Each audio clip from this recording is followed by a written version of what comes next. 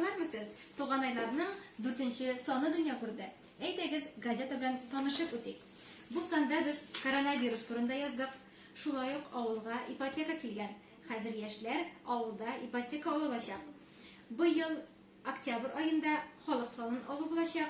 Бу уңайдан керәшеннәр тарихын 10 елдан артык өйрәнүче галим Иван Севастьяновның фикерләрен урнаштырдык.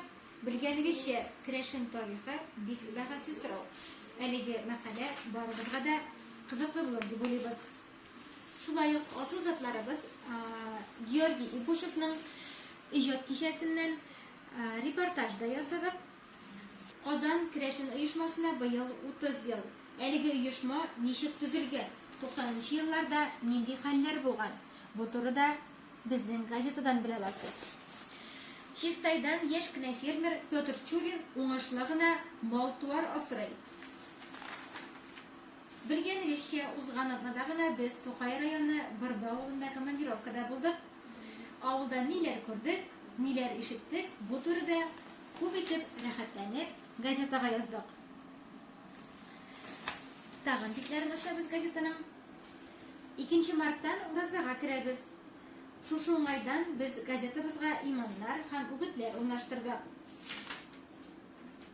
Мамадыш районы Җири авылында уза торган Петров бәйрәмендә керәшен шибәре конкурсы да була.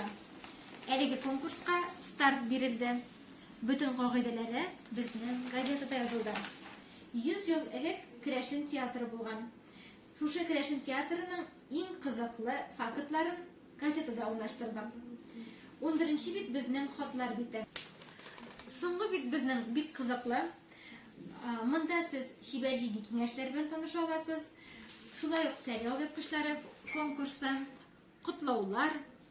Бермәнчек ансамбленең солисткасы Регина Павлова туен керәшенчә үткәрмим ди. Ни өчен?